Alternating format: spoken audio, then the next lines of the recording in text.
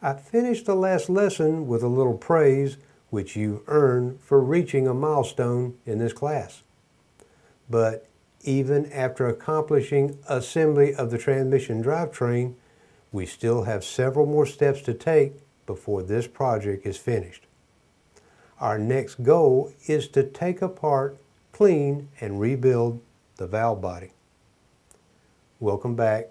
This is Chrysler 46RE class, Part 2, Lesson 6.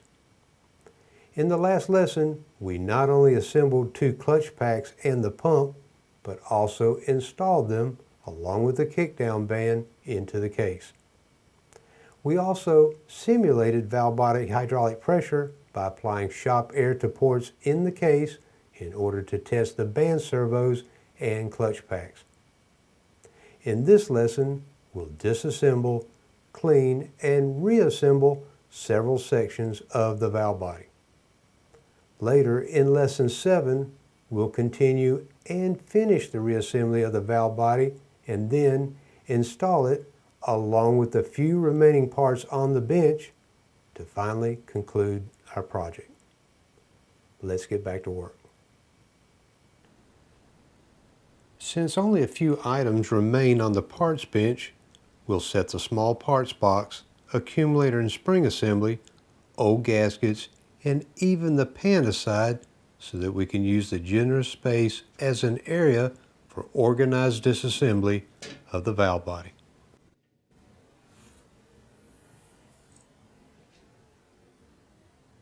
After cleaning the bench, position the valve body like so. Stay organized by using a few containers to hold small parts and by placing a folded shop towel next to them.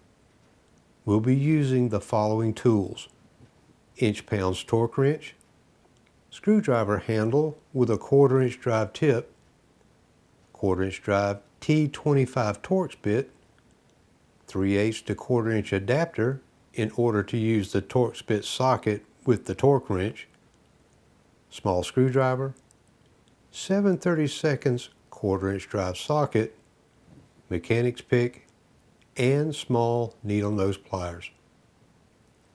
Valve body surgery is probably the main reason many people, even experienced technicians, avoid attempting automatic transmission repair. It's actually quite simple and not bad at all as long as you stay organized, follow the steps, and work with one section of the assembly at a time. At this point, I'm going to flash forward briefly in order to show you how our bench will appear after partial orderly disassembly of the valve body. Don't let this sight scare you. I promise to go back and carefully walk through the steps of disassembly which will bring us to this point later. Disassembly to this extent is necessary in order to clean and confirm free movement of spool valves located in the upper and lower sections of the valve body. This is the upper valve body section. This is the lower valve body section. This section is called the transfer casting. It does not contain valves. Let's take an even closer look at the lower valve body section to get a better idea of what we need to accomplish.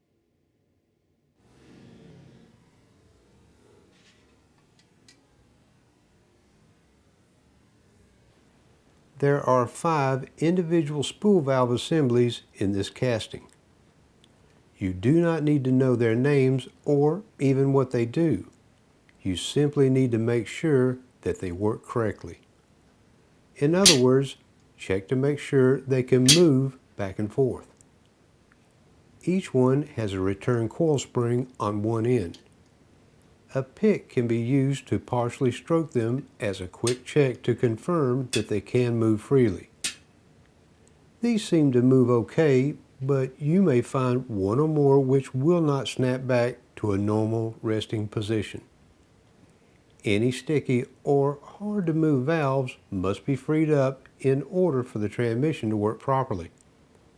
Small bits of debris, such as flakes of clutch material and/or metal particles, can get between the bore of the casting and the wider sections of the spool valve, causing seizure.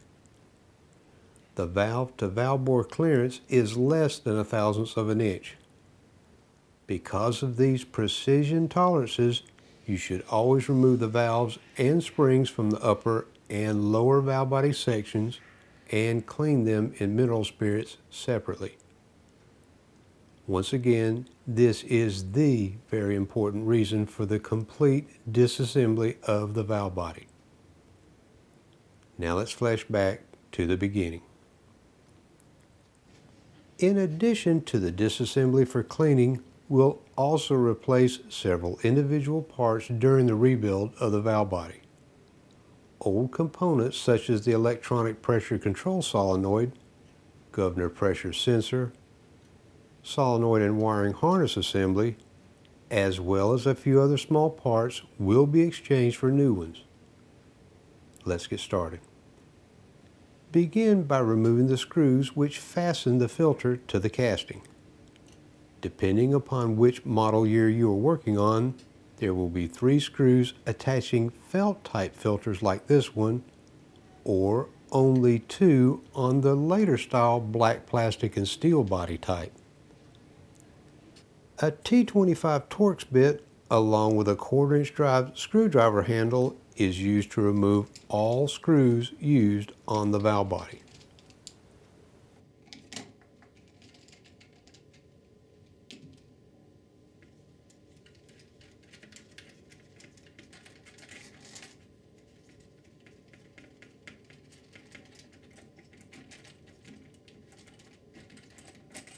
Set the filter and screws which attach it aside. Note that these screws are 2 5/8 of an inch long and are the longest ones used on this assembly.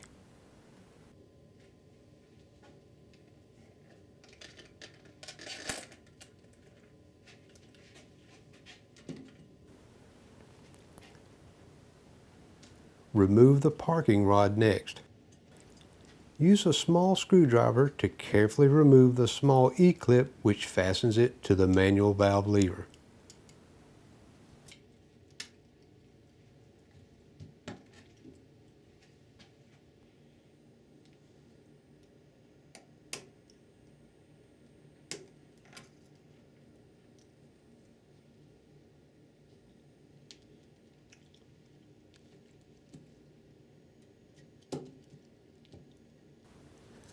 Replace the clip into its groove on the rod and set it aside.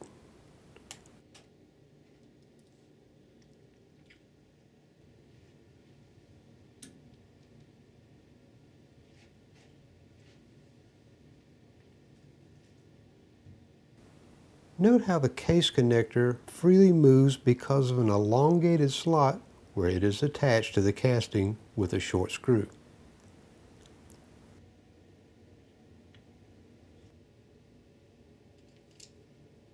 Remove it and notice the shoulder which limits its installed height, allowing the connector to move side to side. This is the only fastener of this type on the valve body. Set it into a container. Turn the assembly over.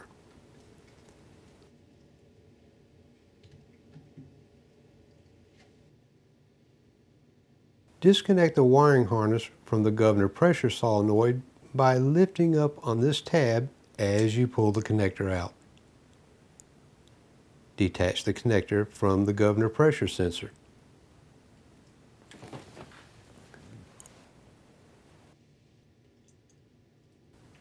Loosen the 2 Torx-headed screws which fasten the governor pressure housing to the transfer plate.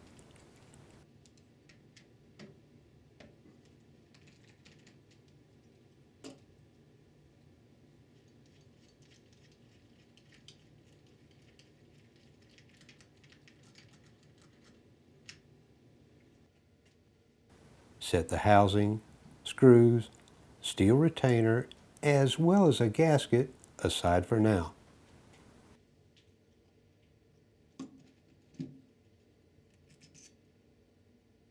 These two screws are 1 11/16 of an inch long.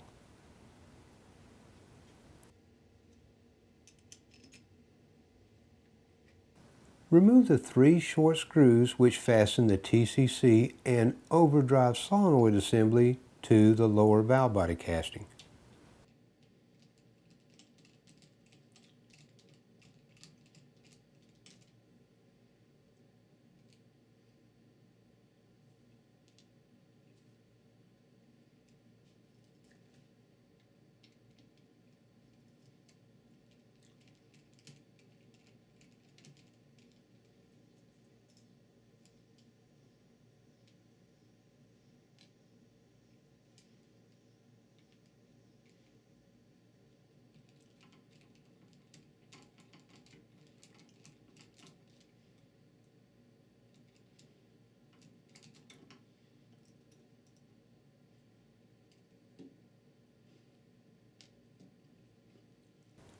Set the solenoids and wiring harness along with the 3 screws into the container which has the screw with a shoulder.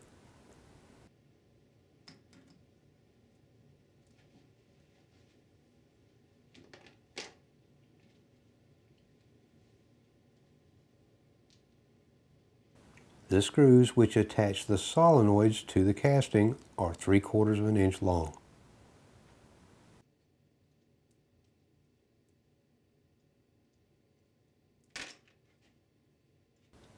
Bend the 2 tabs down on this thin steel bracket.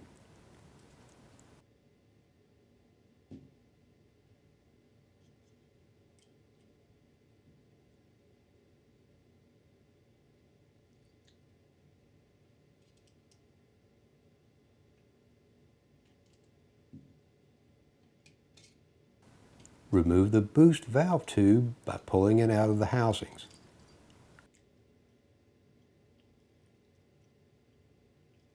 Set it aside. Remove the 3 screws which fasten the pressure regulator spring and adjustment bracket here,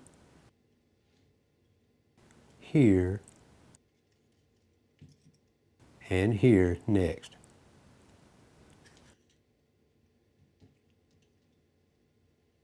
Remove this one first.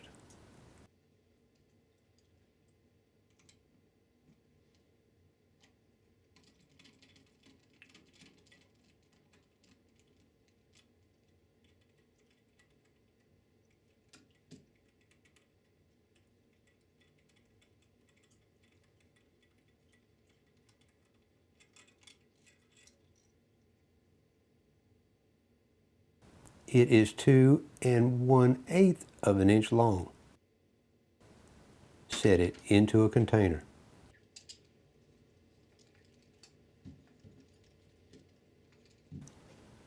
Remove this one next.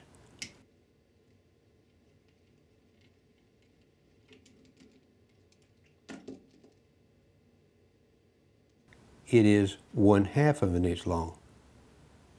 Set it into the same container.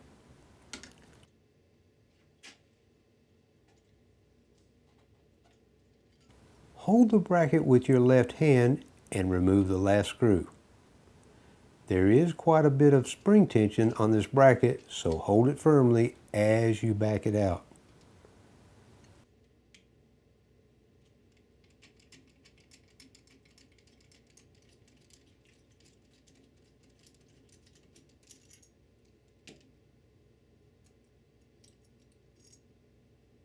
Set this screw, which is also 1/2 an inch long, with the other 2.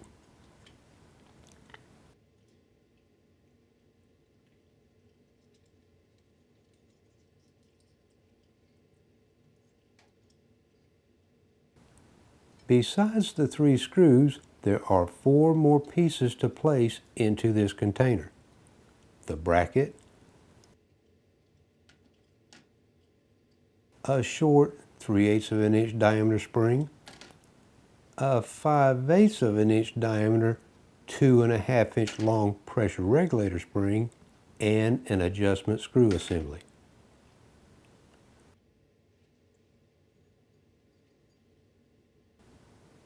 Remove the pressure regulator valve by simply pulling it out.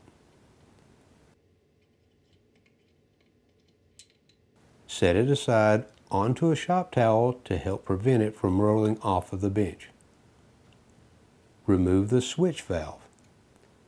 Note how this wide spool section came out first.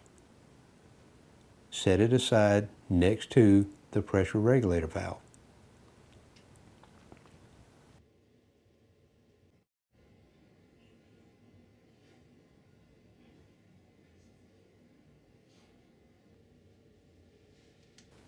Stabilize the valve body by setting it onto a section of 2x4 so that it rests on the edge of the casting and the throttle shaft.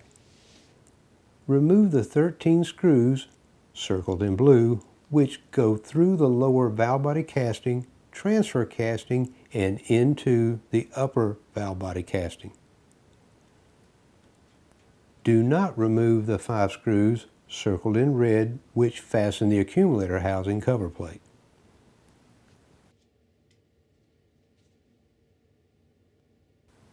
Leave a screw located in the center to remove last.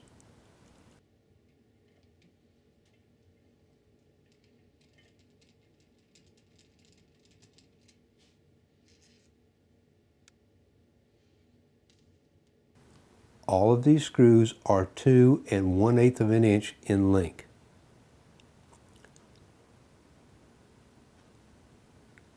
Set them into a container.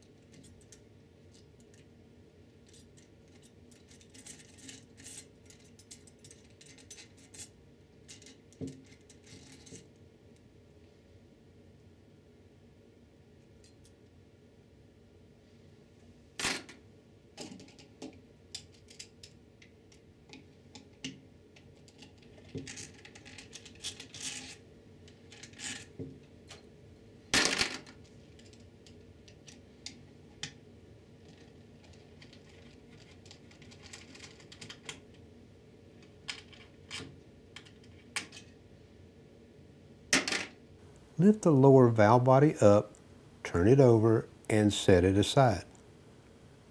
There are no check balls in the lower valve body.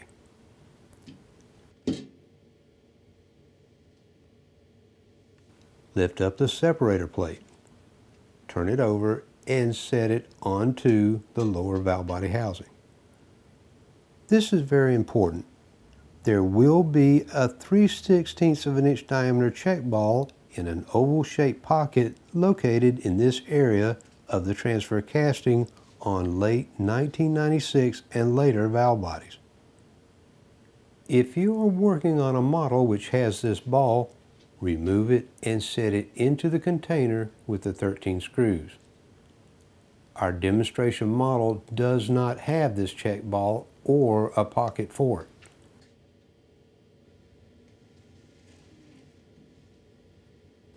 Lift the transfer casting up, turn it over, and set it aside.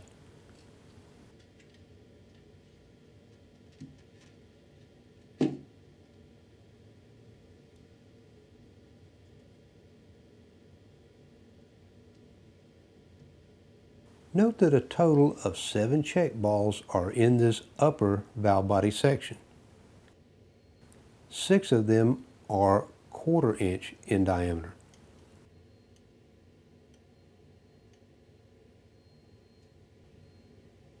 only one located here is a larger 11/32 of an inch diameter.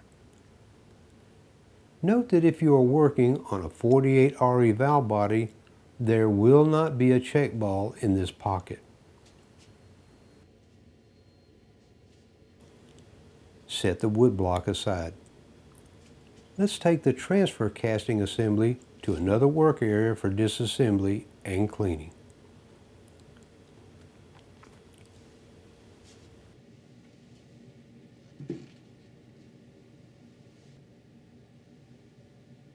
Use a T25 Torx bit to remove the 5 screws which fasten the stiffener plate and thin steel separator plate to the transfer casting. 4 screws go through the stiffener plate.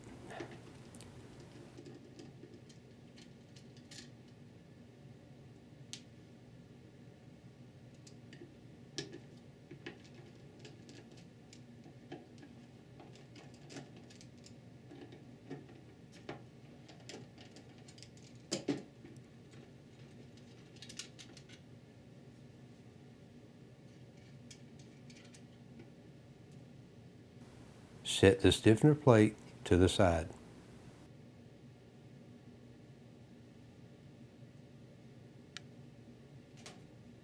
The 5th screw here only goes through the separator plate.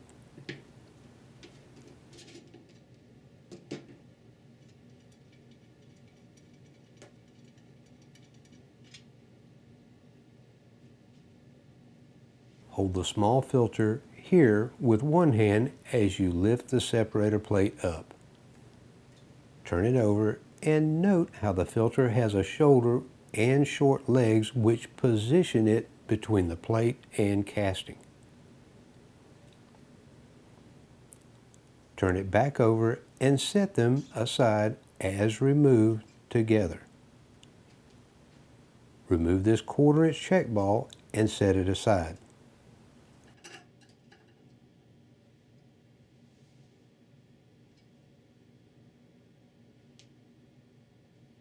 You may or may not, depending upon model, have a ball in this location. If the casting you're working on has one, remove it and set it aside. At this point, clean the aluminum transfer casting, separator plate, as well as the stiffener plate and screws with mineral spirits. You do not need to clean the small filter because it will be replaced with a new one from the kit. Set the clean casting, separator plate, and stiffener plate like so.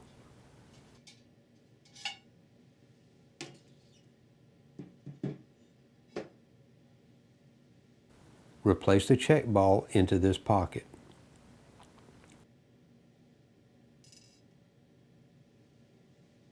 If the valve body you're working on had one in this pocket, set it into place now.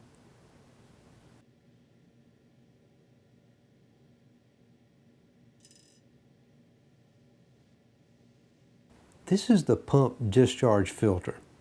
It traps any small particles that get past the main filter. It should always be replaced.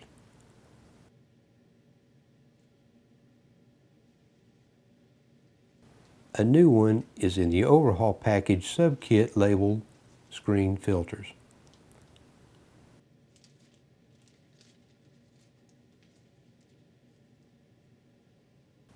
This is the filter we need. This filter is used in the governor assembly of 1989 through 1994 46RH and 47RH transmissions. Our demonstration 1996 model does not have a governor assembly, so we will not use it.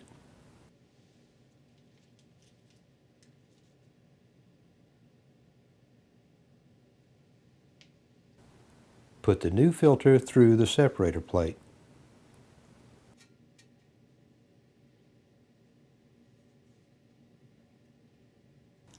Set them onto the transfer casting. Rotate the filter in order to move the filter legs into a position which will allow the holes on the plate to align with those in the casting. Set the stiffener plate into position.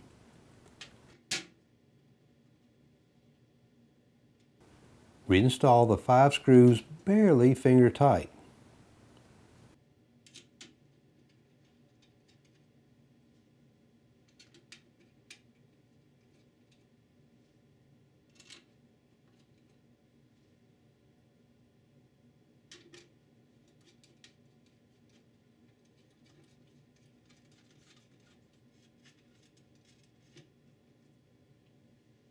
Use the T25 bit to align this plate hole with the hole in the casting. Once again, check to make sure other plate holes are centered with casting holes.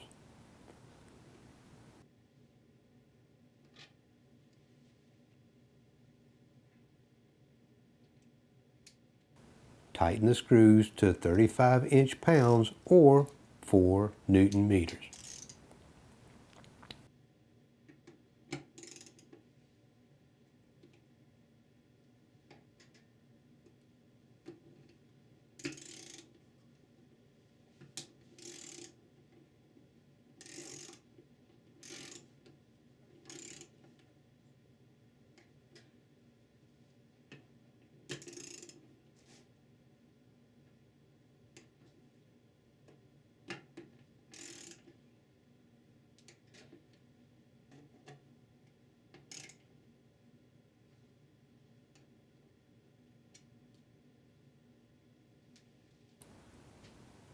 Return the transfer casting assembly to the workbench.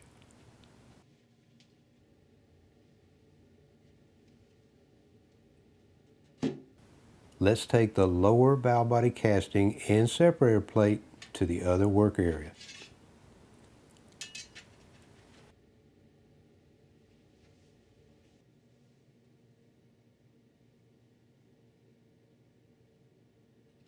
Set the separator plate aside. Turn the assembly over and remove the 5 screws which fasten the overdrive accumulator cover to the accumulator housing.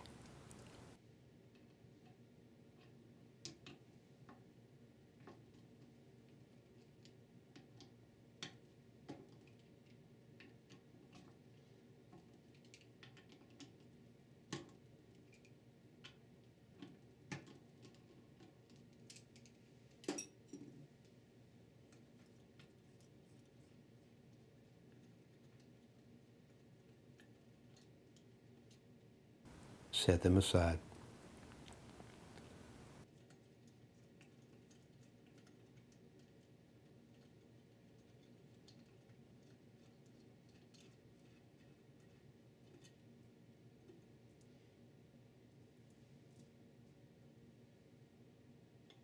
Remove the cover, turn it over, and set it like so. Remove the accumulator spring and set it onto the cover. It is not uncommon to find this spring broken into 2 or more pieces. A healthy one should look like this one. Reach into the bore and pull out the accumulator piston. Turn it over and set it onto the spring.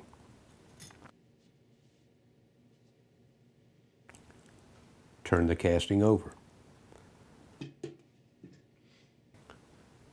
There are 5 spool valves with return springs in this casting which must move back and forth freely in order for the transmission to work correctly. I can use a mechanic's pick to check for them for free movement on this side of the casting.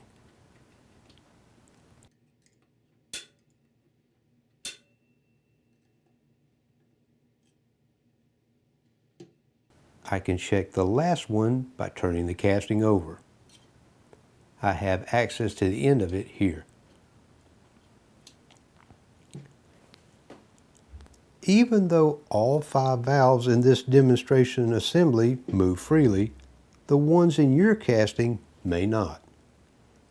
It's a good idea to remove the valves from the casting and thoroughly clean them and valve bores of any debris or small metal particles which can cause the valves to seize. The various valves and return springs in this casting are held in place by three different methods. The valve and its return spring located in this area are retained by a thin square steel plate located here. You can simply pull it out. The next two valves, here and here, are retained by the overdrive accumulator housing, which is fastened to the main casting by 3 screws. The other two valves, here and here, are held in place by this cover and 3 screws. Remove this valve first.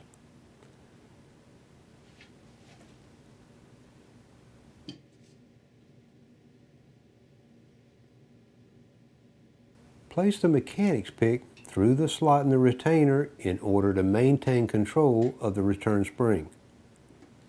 Use small needle nose pliers or a small screwdriver to remove the small, square, flat retainer.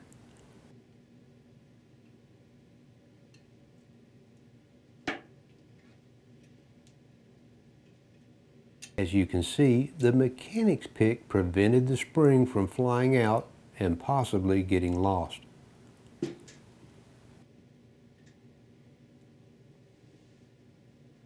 Set the retainer and spring aside.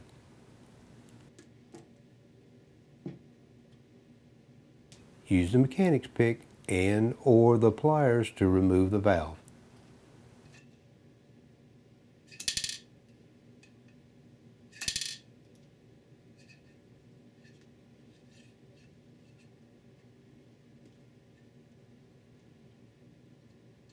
Notice that the end which mates with the spring has a smaller diameter than the other end. Set it with the spring like so.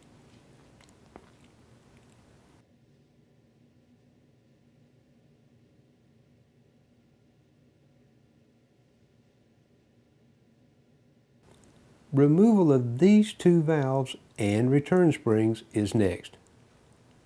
Note that a return spring is located here for this valve and here for this one. Also note that there is a 1/2 inch long end plug here. You can push in on the plug to get an idea of how much spring pressure is being contained by the housing. Set the casting on in. Remove the screws on each end of the accumulator housing and set them aside.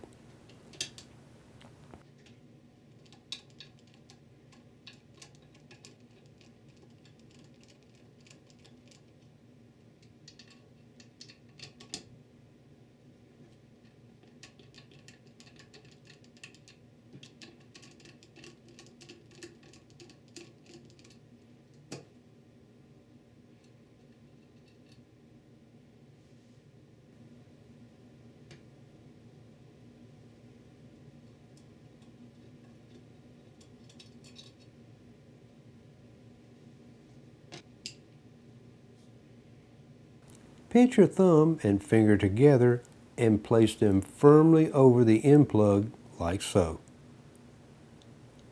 Rotate the accumulator housing just enough to release the end plug. Maintain pressure onto the plug to prevent it from popping out. Very carefully allow the plug and spring to come out of the bore. Set them down like so.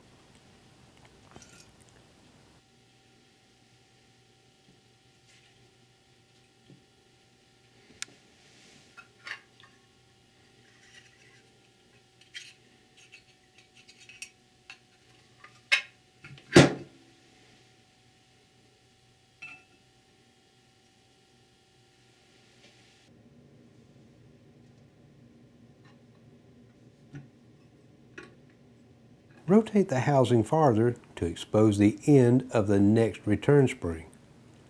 Place the mechanics pick like this in order to prevent the spring from flying out. Remove the last screw and housing.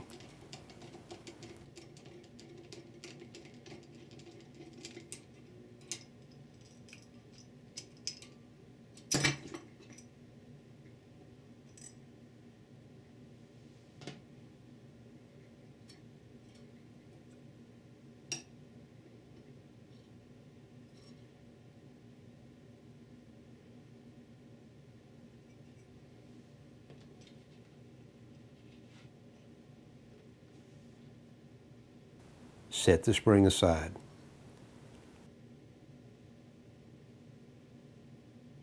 Use the pick and pliers to remove the valves.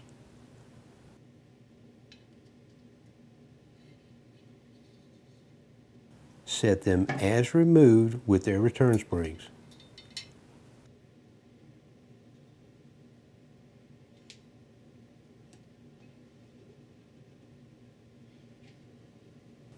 The last two valves are retained by this end plate. Remove the screws on the ends first.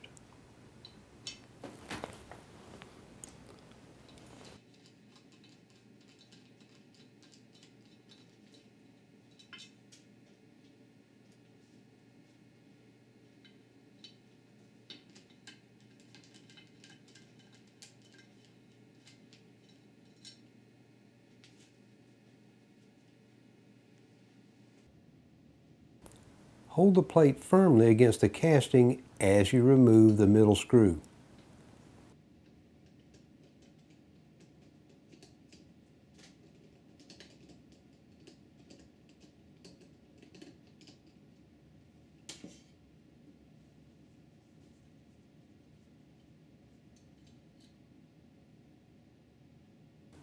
Carefully ease the plate away as the spring expands and a plug pushes against it.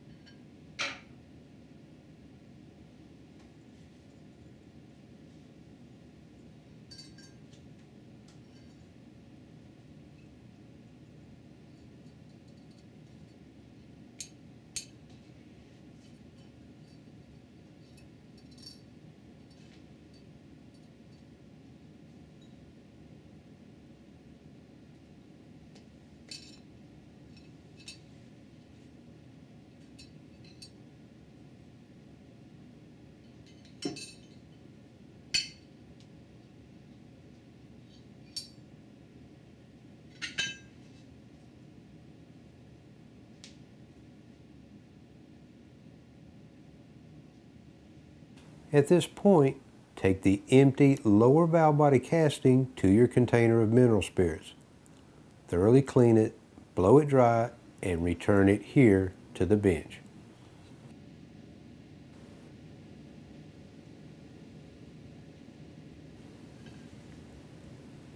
Next, clean and return to the bench the separator plate, accumulator piston, spring, cover plate, screws, and housing. In order to stay organized and keep the valves and springs from getting mixed up, clean one valve and spring at a time before reinstalling them back into the casting. These demonstration valves and springs have already been cleaned, so I'll omit those steps as we proceed with the reassembly.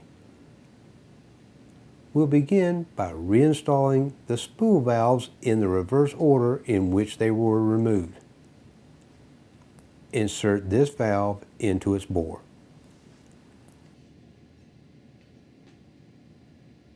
It should fall all the way in as you tilt the casting.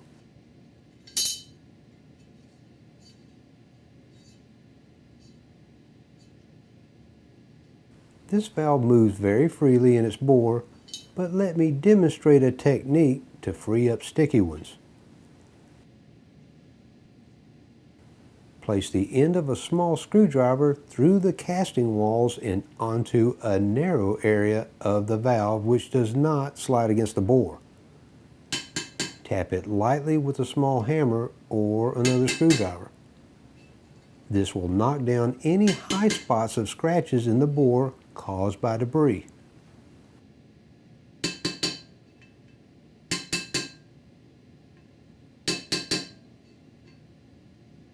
Repeat this technique as many times as you have to in order to free up a valve.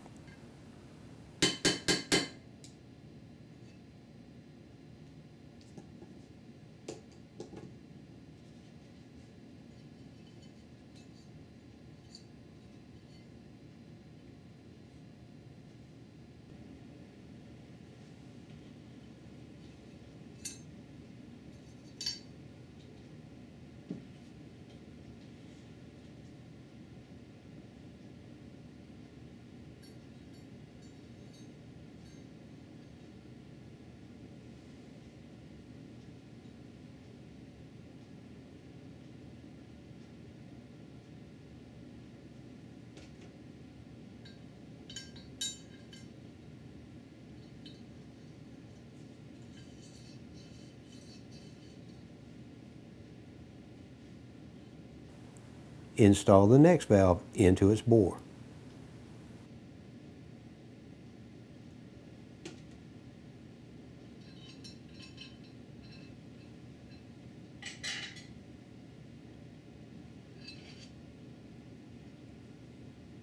You may need to use a pick in order to work it all of the way in.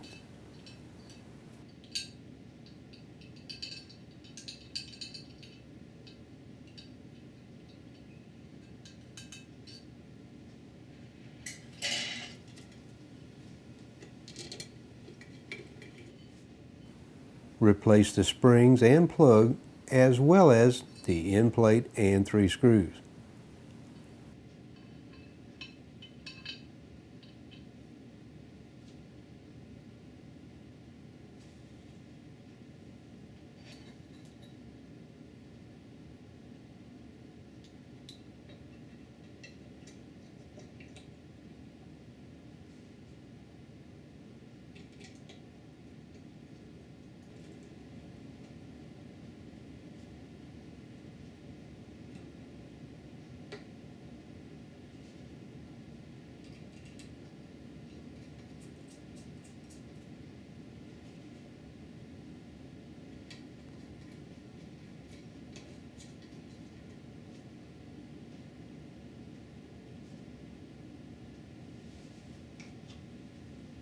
Torque the screws to 35 inch-pounds or 4 Newton meters.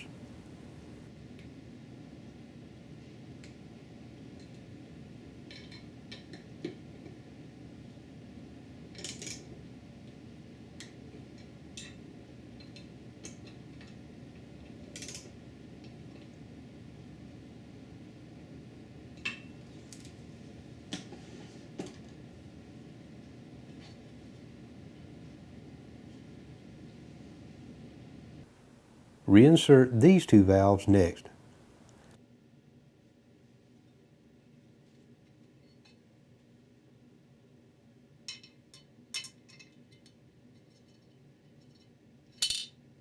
I can tell by the sound they make that they are moving freely.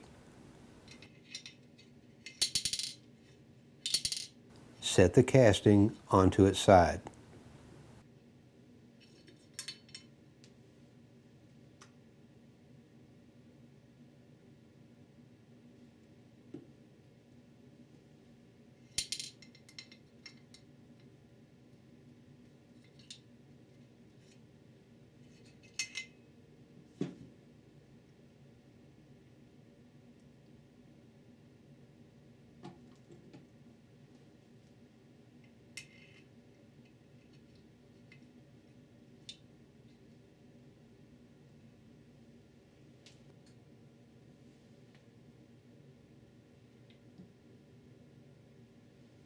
Insert this return spring into place. Place a screw into the middle hole of the accumulator housing, align it with its hole in the casting, and install it almost finger tight.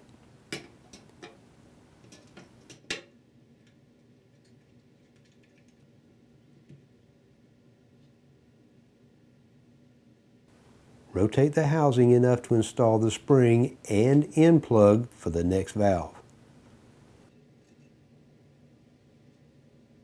Pinch the spring and plug together with your fingers to keep control of them as you push them into their bore. Rotate the housing to capture the end plug and align the end screw hole. Install screw finger tight.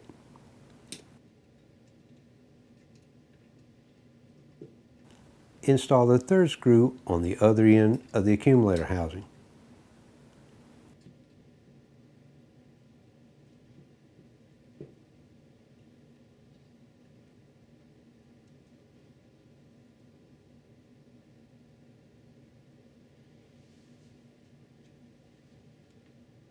Torque these screws, like the other ones, to 35 inch-pounds or 4 Newton meters.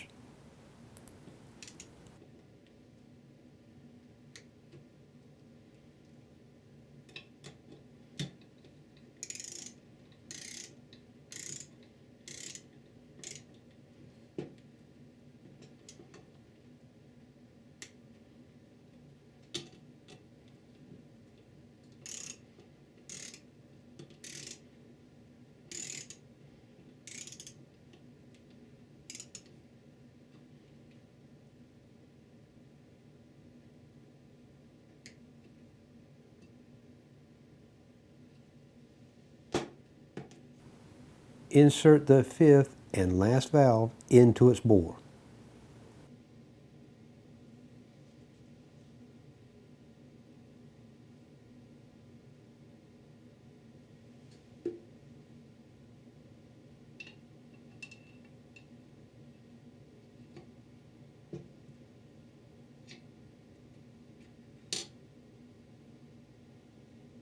Place the spring into the bore.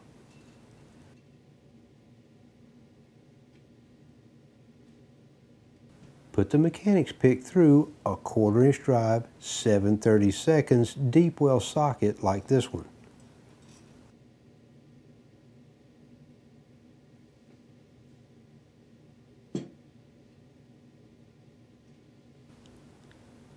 Push the socket into the bore and compress the spring. The pick will help control the spring and keep it from flying out. Finally, insert the retainer between the end of the socket and the spring.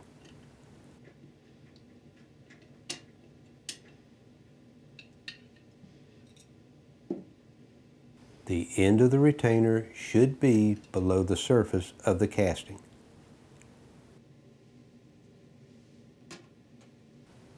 Turn the assembly over.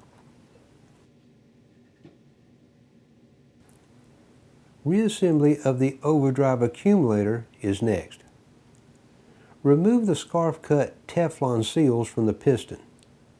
Notice that the seal which goes into the groove towards the open end of the piston has a slightly larger diameter than the other one.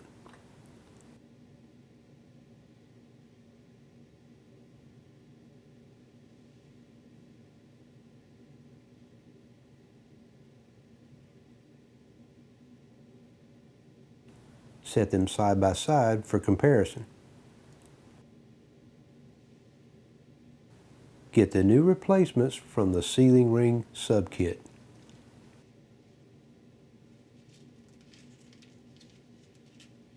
Here they are. Set them side by side in order to select the larger one.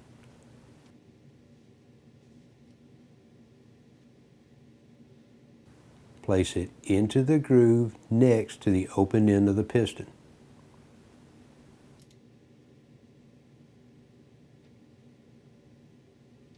Install the other, smaller diameter one.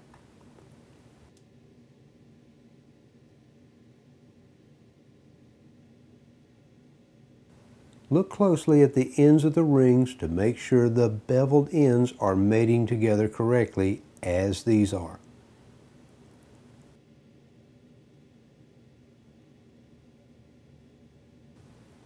Add fluid to the seals and insert the piston into its bore in the housing.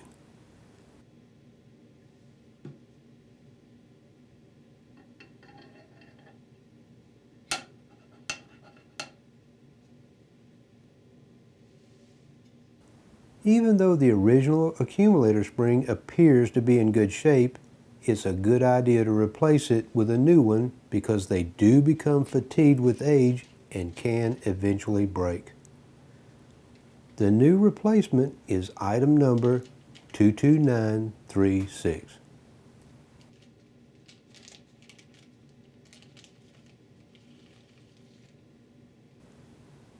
Set the spring into the piston. Set the cover plate into place and install the 5 screws finger tight.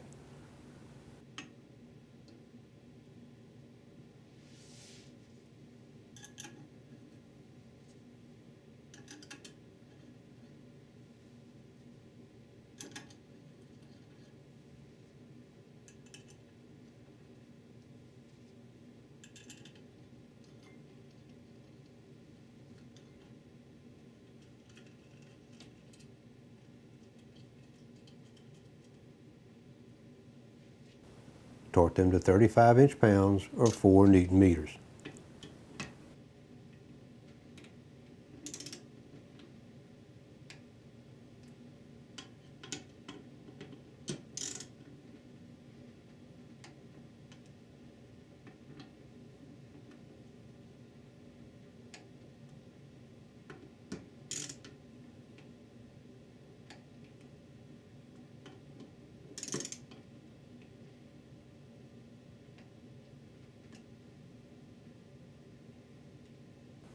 Turn the casting over.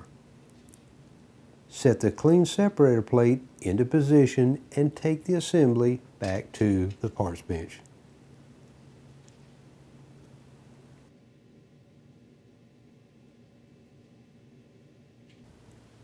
The next to last assembly of the valve body, which needs to be disassembled and cleaned, is the upper valve body casting. Let's take it to the other work area. Like the lower valve body casting assembly, this upper valve body assembly contains spool valves and return springs, which must be removed, cleaned, and reinstalled. There are also 6 or 7 check balls, depending upon which model you're working on, which must also be removed and set aside. 46RH and 47RH models, as well as 46RE and 47RE models, will have a total of 7 check balls located as you see here in our demonstration model. Note that 48RE models have only 6 balls. On 48RE models only, a check ball will not be present in this pocket. Use the pick or needle nose pliers to remove them. Place them into a container.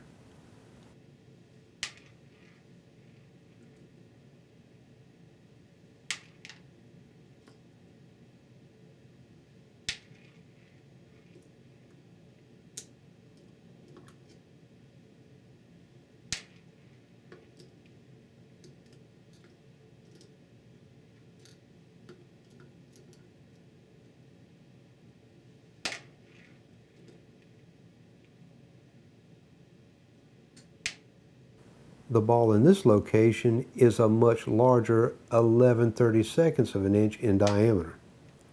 All of the other ones are 1/4 inch diameter. This is the throttle pressure lever cam. Rotate it to this position. Pull out the kickdown valve and kickdown sleeve.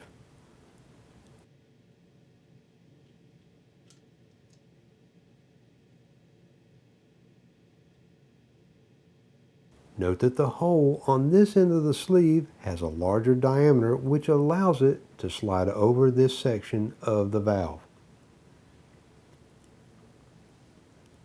Set them aside onto a shop towel.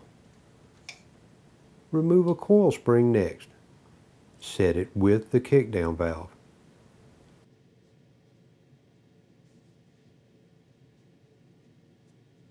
Finally, remove the throttle pressure valve.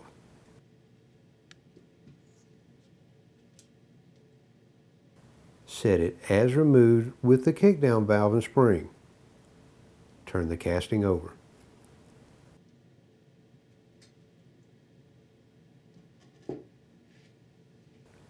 Remove these 6 screws and cover plate.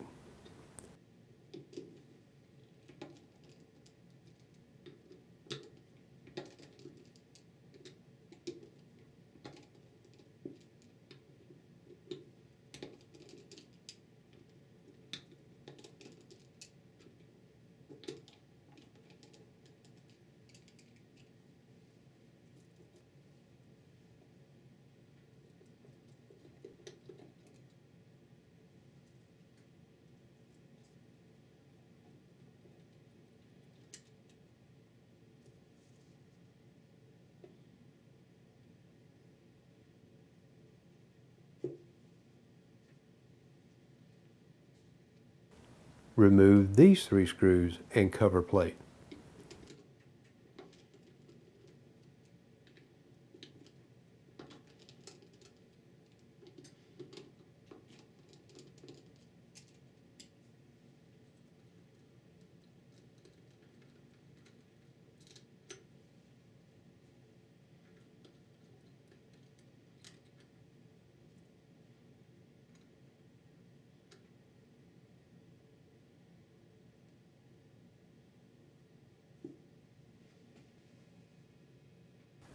This is a boost valve assembly. It consists of a retainer, spring, booster valve, and end plug.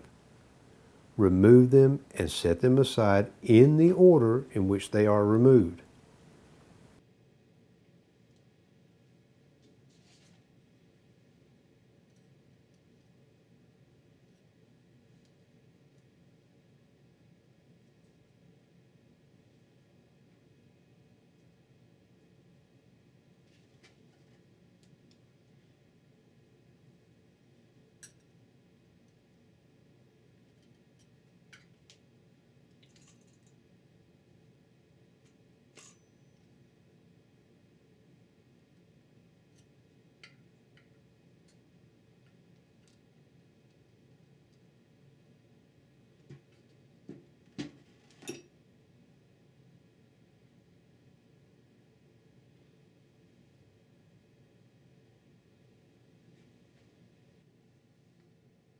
Turn the casting back over. Remove the 5 screws which fasten this cover plate.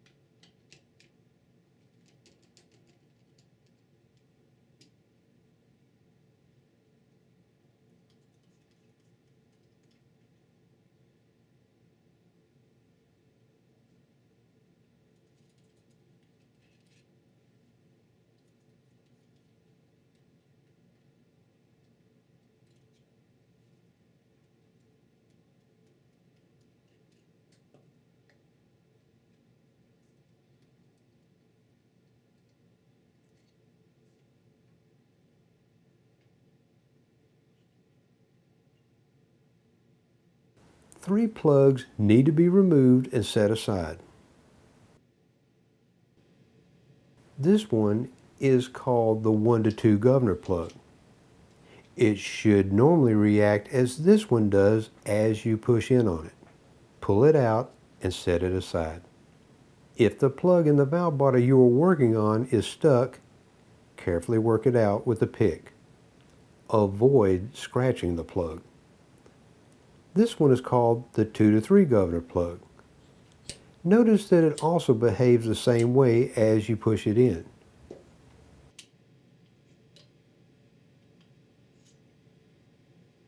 Set it aside.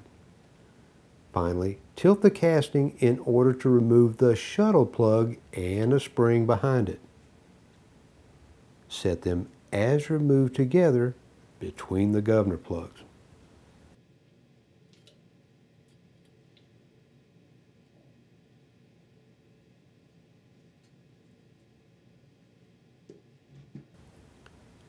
There are 3 valves with springs to remove from the opposite side of the casting. Remove the 2 outside screws from this small housing and cover plate.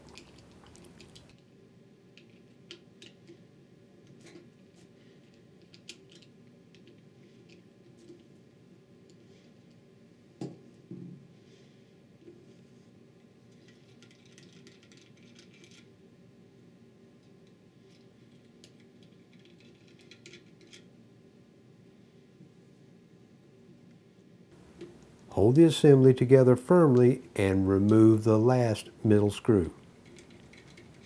Carefully allow the housing to separate as the springs expand.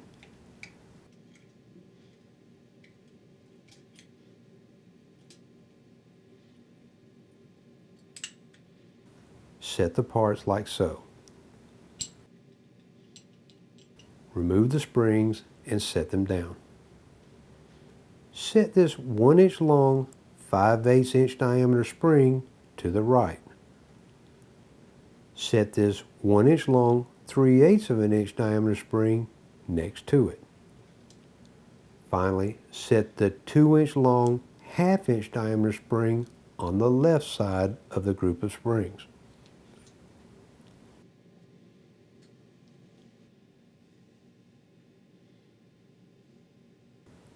Remove the 2 to 3 shift valve and set it with the spring on the right. Next, work the 1 to 2 shift valve out of the casting and set it with the middle spring.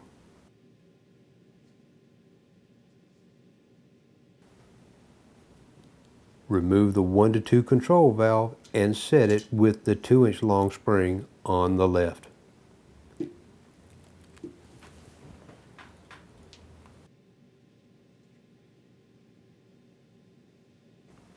This small casting is called the limit valve housing.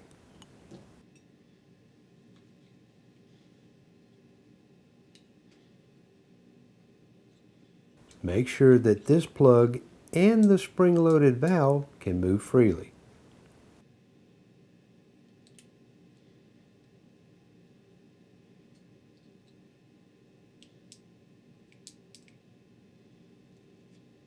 I simply check this one with a pick.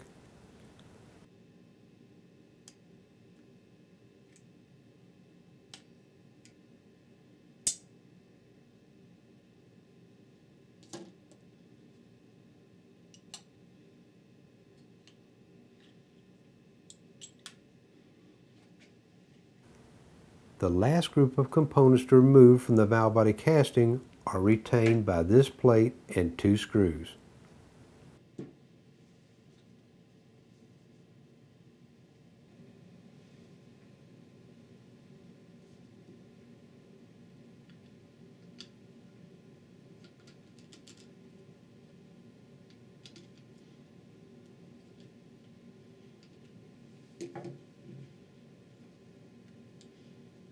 There is some spring pressure, so hold the plate firmly against the casting as you remove the screws.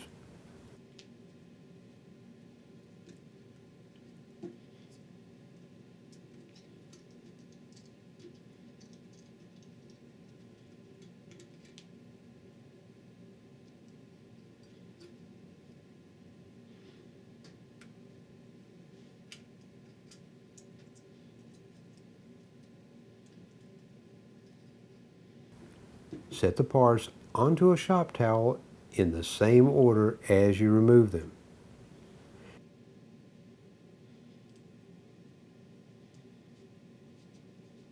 Note the very small short valve which goes inside of this sleeve.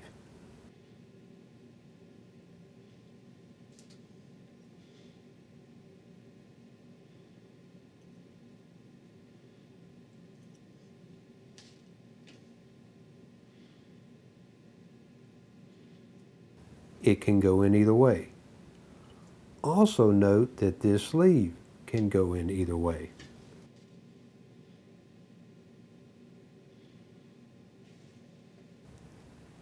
This concludes the disassembly of the upper valve body casting. It is not necessary to remove the manual valve and selector shaft assembly. I also leave this valve, called the shuttle valve, in the casting while I clean it. I recommend cleaning it in mineral spirits as we did with the other sections. As we did with the lower valve body section, I recommend assembling this casting in the reverse order of how it was taken apart. Clean the parts one at a time before reinstalling them. As you know, the demonstration parts have already been cleaned, so I'll omit those steps. Begin the reassembly by replacing a small diameter seal located underneath this E-clip and washer. It is very important that you do not lift the manual valve lever, which would allow the detent ball and spring to fly out.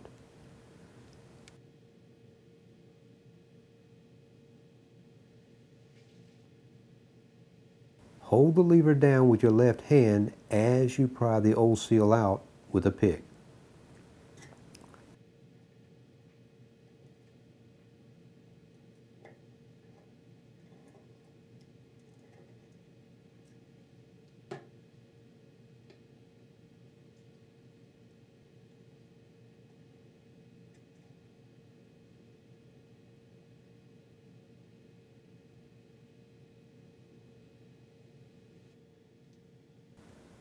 The new seal is found in the miscellaneous subkit.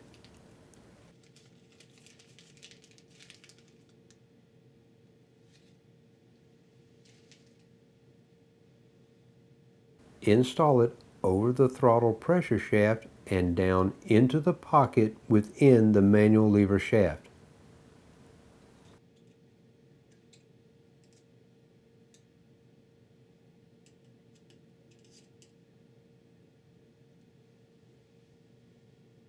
Set the washer into place. While maintaining downward pressure on the manual lever, push the throttle pressure shaft upward until the groove for the E-clip is above the washer. Replace the E-clip.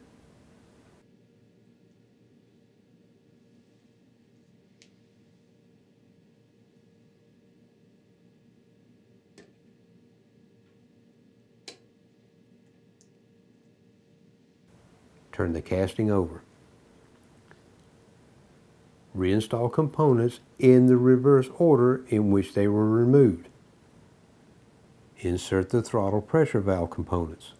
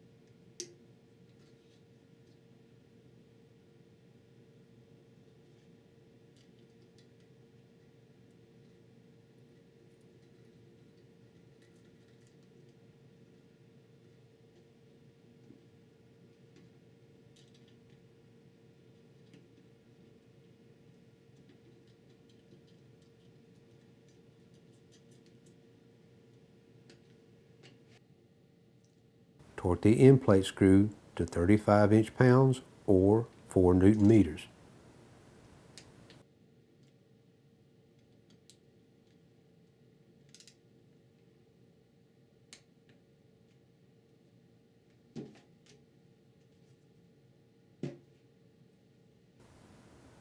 Reinstall the 1 to 2 control valve and shift valves.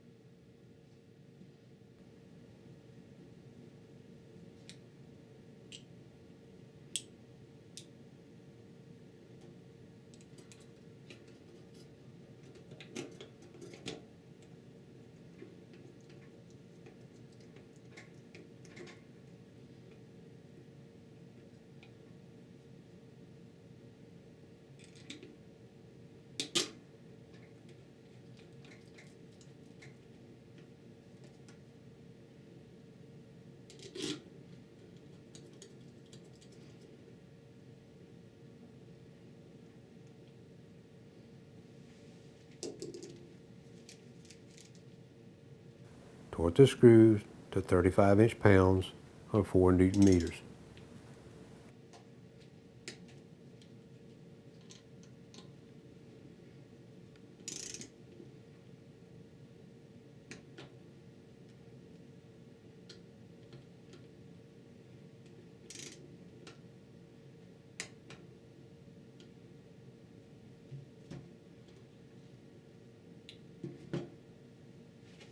Insert the governor plugs as well as the shuttle valve spring and plug.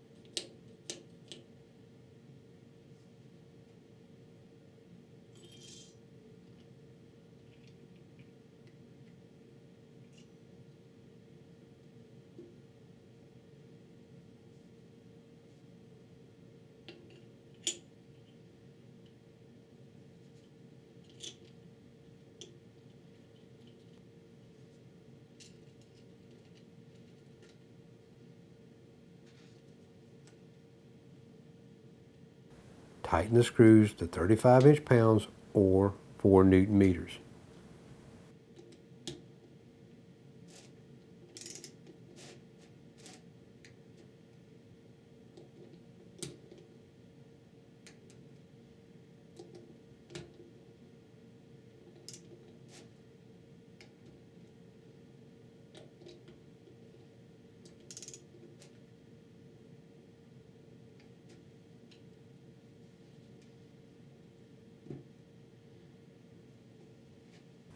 Turn the casting over.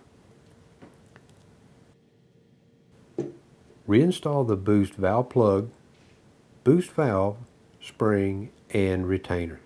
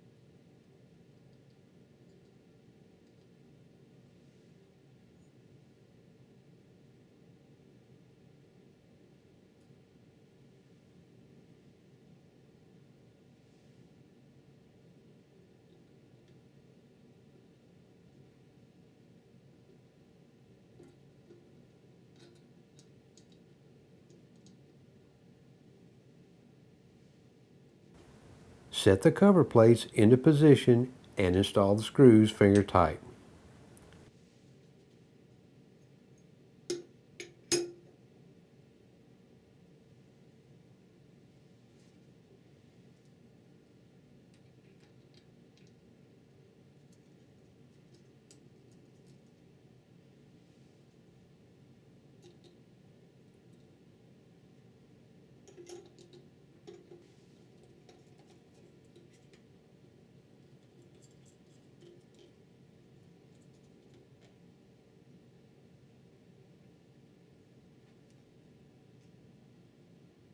Finally, as we have with all of the screws on all sections of the valve body, torque them to 35 inch-pounds or 4 Newton meters.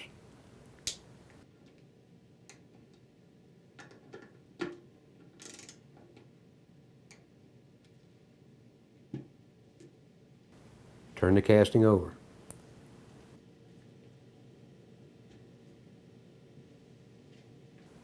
Rotate the throttle pressure cam to this position.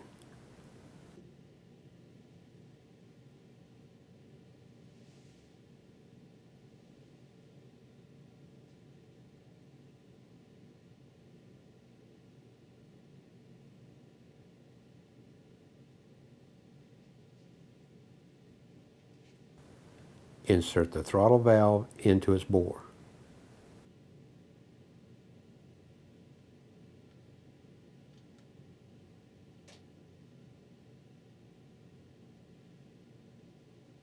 Insert the spring.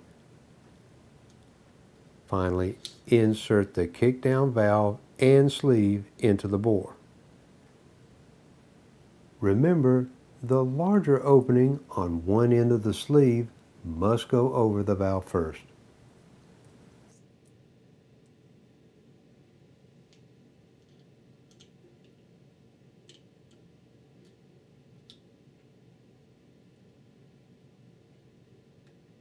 Rotate the cam like so in order for it to hold the valve in.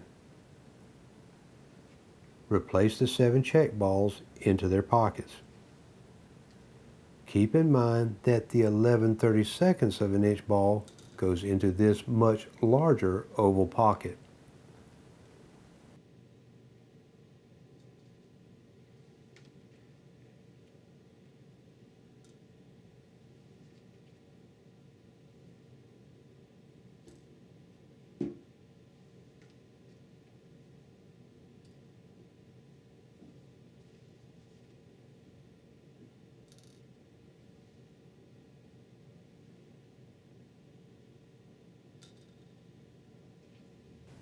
A check ball should not be installed into this pocket on 2003 and later 48RE models. Take the assembly back to the parts bench.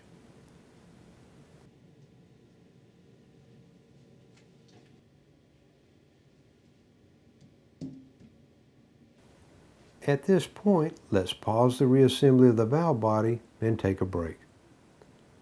Join me later for lesson 7, the final lesson of this class. We'll finish putting the valve body together, install it into the transmission, and finally reinstall the few remaining parts on the bench.